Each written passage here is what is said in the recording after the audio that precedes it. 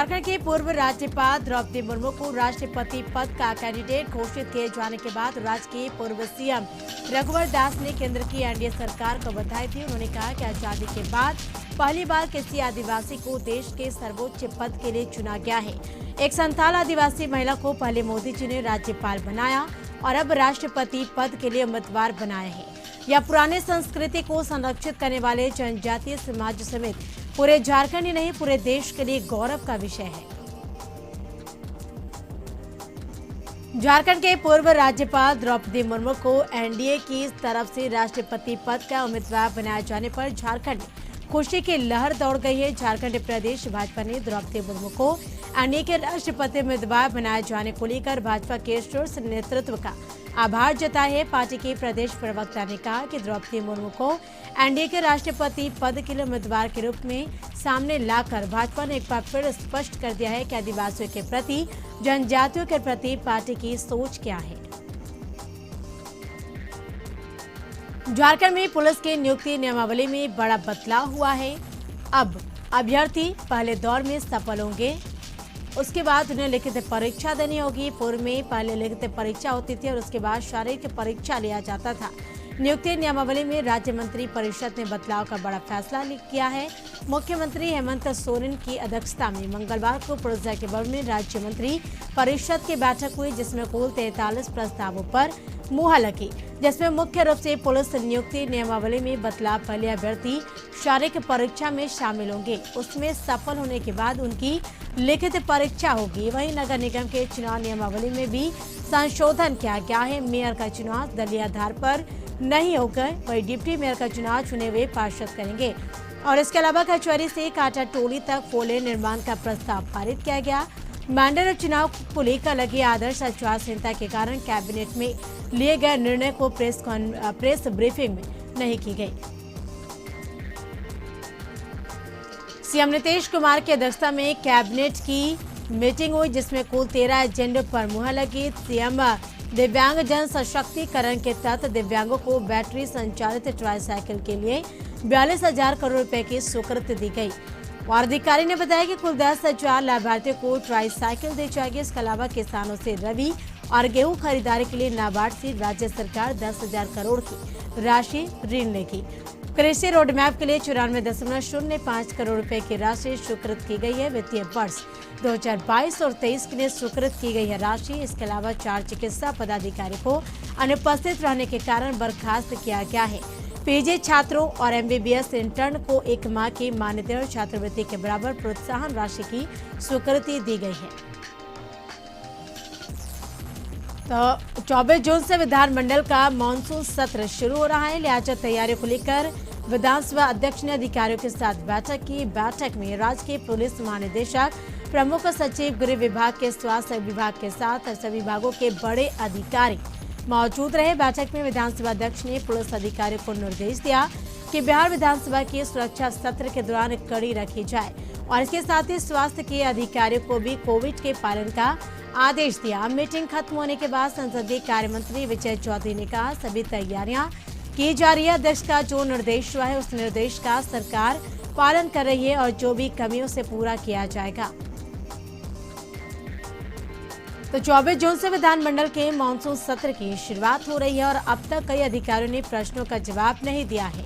जानकारी के मुताबिक इस सत्र में 34 अल्पसूचित सवाल आए हैं, जिसमें सभी तक यानी एक का जवाब नहीं दिया गया है।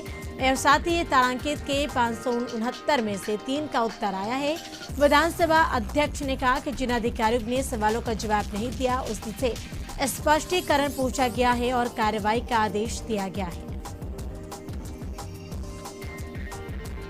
नवादा जिले में पुलिस को बड़ी सफलता हासिल हुई है। पुलिस ने पिछले 6 सालों से फरार नक्सली पिंटू यादव को गिरफ्तार करने में सफलता पाई है। यह नक्सली जिले के सिरदल्ला थाना इलाके के खरौंद रेलवे स्टेशन बेस कैंप पर हमले का आरोपी है और भाकपा माओवादी गुट के लिए काम करता है। नक्सली पिंटू यादव को गया जिले के फतेहपुर थाना इलाके से गिरफ्तार किया गया है। गिरफ्तार नक्सली गया जिले के टनकुप्पा थाना इलाके का रहने वाला है। यह पिछले 6 सालों से फरार चल रहा था। 19 जून की रात पटना में कदमकुआ थाना क्षेत्र के दिनकर गोलंबर के पास हुई मारपीट के बाद बम फेंकने के बीच सामने आए हैं। वीडियो में दिख रहा है कि कुछ लोग सड़क पर भाग रहे हैं और उसके बीच एक बम फूटता है। हालांकि बम से किसी के घायल होने की खबर नहीं है। बताया जा रहा है कि पटना विश्वविद्यालय के सैदपुर छात्रावास के छात्रों ने जमकर उत्पात मचाया था। 30 रुपए की लस्सी 20 रुपए नहीं देने पर छात्रों ने न केवल दुकान में तोड़फोड़ की बल्कि जमकर फायरिंग और बमबाजी की घटना को अंजाम दिया।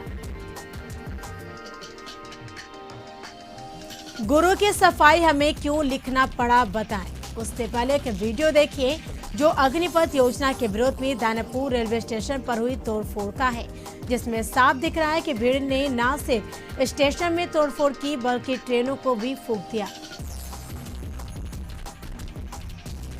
पुलिस और आयकर विभाग की छापेमारी के बाद गुरु रहमान ने सफाई दी है। वीडियो जारी कर उसने कहा है कि अगर मैं दोषी हूं तो मुझे सजा मिलनी चाहिए, लेकिन उन्होंने ये भी कहा कि हमने लगातार लड़कों से कहा था कि आप अहिंसक प्रदर्शन जरूर कर सकते हैं, हिंसा प्रदर्शन नहीं करें। उन्होंने कहा कि हमने यह जरूर कहा था कि रेल रोक सकते हो लेकिन हिंसा नहीं करो। उन्होंने कहा कि जिस तरीके से दानापुर में घटना हुई उसमें अराजक तत्वों का हाथ है। मोकामा से आरजेडी के बाहुबली विधायक अनंत सिंह को पटना एमएलए एमपी कोर्ट ने 10 साल की सजा सुनाई है, लिहाजा अब उनके विधायक की जानी तय है। बता दें कि मोकामा में पैतृक गांव लदवा स्थित घर से AK-47 और ग्रेनेड की बरामदगी हुई थी। मामले में एमपी एमएलए कोर्ट के विशेष जज त्रिलोकीनाथ दुबे ने आरोपित मोकामा के विधायक अनंत सिंह और एक अन्य सुनील राम को दोषी करार दिया था और इसके बाद सजा सुनाई गई। यह मामला बाढ़ थाना कांड संख्या 389/2019 से जुड़ा है। मामले में बाढ़ सहित विभिन्न थानों की पुलिस ने 16 अगस्त 2019 को विधायक अनंत सिंह के पैतृक गांव नंदवा स्थित घर में छापे मारकर AK-47 7.62 mm की 26 गोलियां और 2 ग्रेनेड बरामद किया था। पुलिस ने अनंत सिंह और सुनील राम के खिलाफ 4 नवंबर 2019 को आरोप पत्र दाखिल किया था। आरोप पत्र IPC की धारा 414, आर्म्स एक्ट की धारा 25(1)A और 25(1)AA और 25(1) यानी BC और 27 एवं विस्फोटक पदार्थ अधिनियम की धारा 3/4 के तहत दाखिल किया गया था।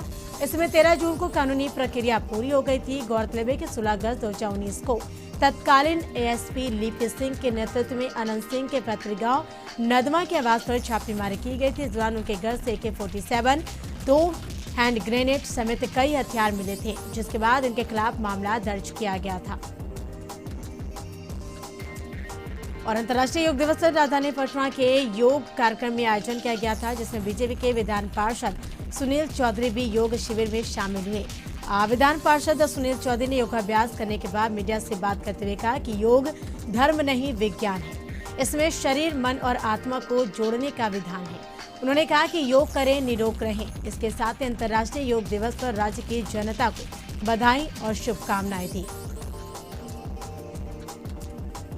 गिरिडीह के मुफस्सिल थाना इलाके के गादी श्री रामपुर के हेटला पीठ में मंगलवार की सुबह 11 बजे वोल्ट की 11,000 वोल्ट की तार की चपेट में आने से एक शख्स की मौत हो गई। बताया जा रहा है कि मृतक फागू महतो और उसका भाई साधु यादव दोनों अपने रिश्तेदार के घर मंगरोडीह गए हुए थे और बाइक से अपने घर लौटने के दौरान गादी श्रीरामपुर के हेटला पीठ के पास सड़क से गिरे 11,000 वोल्ट तार की चपेट में आके और इस दौरान उसकी मौत हो गई, जबकि उसका भाई गंभीर रूप से घायल हो गया। घटना के बाद लोगों ने बिजली विभाग पर लापरवाही का आरोप लगाए हैं और बड़जोरों के लिए मुआवजा और नौकरी देने की मांग की है। गढ़वा जिले में लकड़ी माफिया अब जंगल को चट करने में दिन रात लगे हुए हैं। ताजा मामला नगर उटारी वन क्षेत्र के सुरक्षित वन क्षेत्र कुंबा खुर्द का है। यहाँ माफियाओं ने दिन के उजाले में बेशकीमती लाखों रुपए की सखुआ के सैकड़ों पेड़ों को काटकर जंगल को उजाड़ कर रख दिया है और लेकिन वन विभाग को इसकी भनक तक नहीं लगी। बेहद खूबसूरत और सालों भर हरा भरा और घना रहने वाला यह जंगल आज अपनी दुर्दशा बयां कर रहा है। जानकारी के मुताबिक कुंबा सुरक्षित वन लगभग 4 किलोमीटर के दायरे में फैला हुआ है। इस वन क्षेत्र में सखुआ, महुआ और सीधा, धौरा, शीशम समेत कई प्रकार इमारती एवं बेशकीमती पेड़ है। वन क्षेत्र के घना हरा भरा और नदी के बीच में होने के कारण हिरन, नीलगाय, जंगली सुअर, सांभर, तेंदुआ समेत कई प्रकार के जंगली जानवर इस जंगल में रहते हैं। वन क्षेत्र में पेड़ की मोटाई 4 से लेकर 6 फीट से अधिक तक की है। पेड़ में मोटर सघन होने के चलते लकड़ी माफियाओं की नजर लग गई और मौका का फायदा उठाते हुए ज्यादातर पेड़ों के अंधाधुंध कटाई की।